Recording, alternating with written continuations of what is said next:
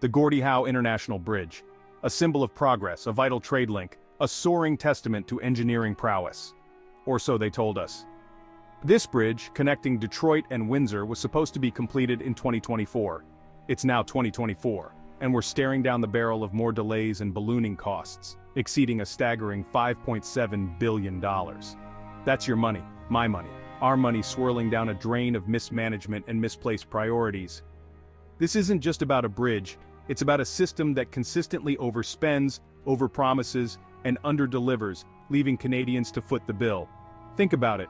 That $5.7 billion could have been invested in healthcare, education, or affordable housing. It could have been used to support struggling families, bolster our social safety net, or fund critical research and development. Instead, it's being poured into a project plagued by cost overruns and delays. This isn't just about dollars and cents, it's about values. It's about where we, as a nation, choose to invest our resources and what we prioritize as a society. The Gordie Howe Bridge is a microcosm of a much larger problem. It's time we demand better. The Gordie Howe Bridge is just one example of Canada's costly infrastructure misadventures. Look at the Trans Mountain Pipeline expansion. Initially estimated at $7.4 billion, the price tag has skyrocketed to a jaw-dropping $30.9 billion.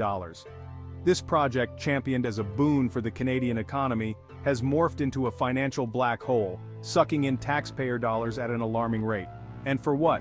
The promise of temporary jobs and a fleeting boost to the fossil fuel industry, an industry that's rapidly becoming obsolete in the face of climate change. This is not just about bad economics, it's about environmental negligence. The Trans Mountain Pipeline expansion will significantly increase Canada's greenhouse gas emissions, pushing us further away from our climate targets and exacerbating the climate crisis. It's a slap in the face to the millions of Canadians who are demanding action on climate change. The Trans Mountain Pipeline is a stark reminder that we cannot address the climate crisis by investing in the very industries that are fueling it. We need to divest from fossil fuels and invest in clean, renewable energy sources. Then there's the carbon tax, a policy touted as a solution to climate change, but one that often feels like just another burden on Canadians. While the idea of making polluters pay for their emissions is sound in principle, the reality is far more complicated. The carbon tax, as it's currently implemented, disproportionately affects low and middle-income Canadians, those who can least afford it.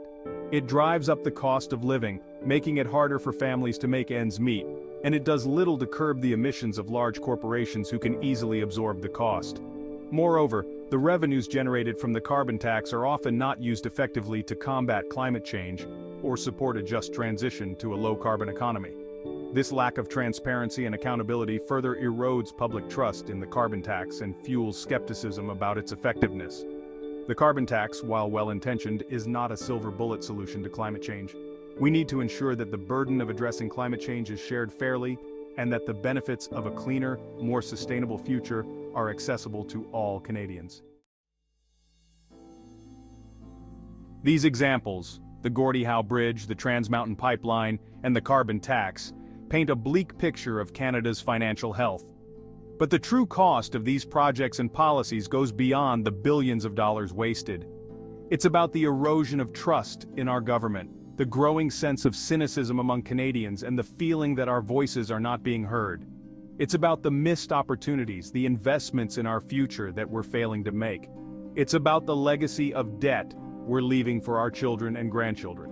We're told these projects are necessary for economic growth, that they will create jobs and prosperity for all Canadians. Yet, we see the gap between the rich and the poor widening, the middle class shrinking, and the cost of living skyrocketing. We see our public services stretched thin, our infrastructure crumbling, and our social safety net fraying at the edges. We see a government more concerned with appeasing corporate interests than with addressing the needs of its citizens. This is not the Canada we were promised. This is not the Canada we deserve. We need to start making different choices, choices that prioritize the well-being of people and the planet over corporate profits. Section 5, a legacy of debt. The consequences of our government's fiscal irresponsibility are far-reaching. The mounting debt from these ill-conceived projects will have to be repaid by future generations, saddling them with a heavy financial burden. This means less money available for essential services like healthcare, education, and social programs.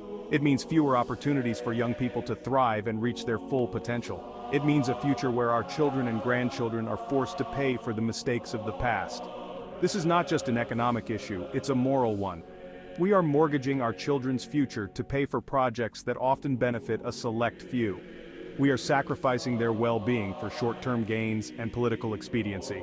We need to start thinking about the long-term consequences of our actions. Section 6. The erosion of opportunity. Beyond the financial burden, these mega-projects also come at a significant environmental cost.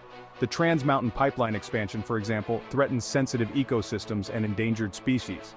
It increases the risk of oil spills, which could devastate our coastlines and harm marine life. It locks us into a future dependent on fossil fuels, accelerating climate change and its devastating consequences. These environmental costs are not just abstract concepts, they have real, tangible impacts on our lives. Climate change is already bringing more extreme weather events, from scorching heat waves to devastating floods and wildfires. These events disrupt our lives, damage our communities, and cost billions of dollars in damages and recovery efforts. We are at a crossroads. We can invest in clean energy, create sustainable jobs, and build a more resilient and equitable future for all Canadians. Section 7. A nation at a crossroads.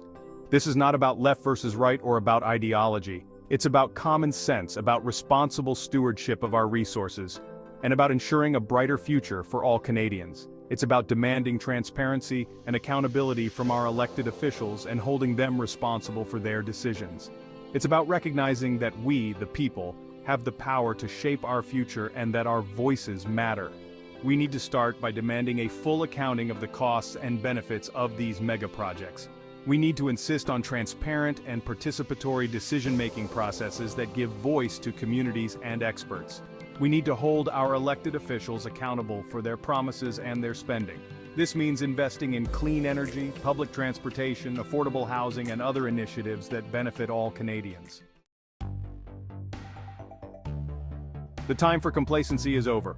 We can no longer afford to stand by as our government squanders our resources, jeopardizes our future, and ignores the voices of its citizens. We need to mobilize, organize, and demand better. We need to hold our leaders accountable and push for a more just and sustainable future. This is not a time for despair, it's a time for action. We have the power to change course, to build a better future for ourselves and for generations to come. But we need to act now, before it's too late. Start by getting informed. Research the issues, understand the stakes, and learn about the alternatives. Contact your elected officials. Let them know that you're paying attention, that you care about these issues, and that you expect them to do better. Support organizations and initiatives that are working to create a more just and sustainable future. Every action, no matter how small, makes a difference. Remember, we are not powerless in the face of these challenges. We have the power to make a difference, to demand better, and to create a brighter future for all Canadians. But it requires us to be engaged, informed, and active participants in our democracy. The Canada we want, a Canada that is fair, prosperous, and sustainable, is within our reach.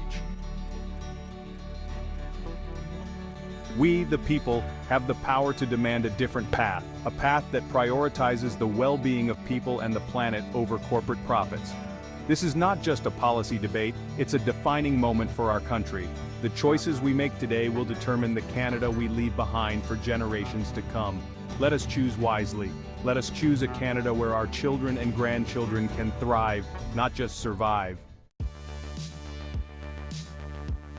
The path forward is clear.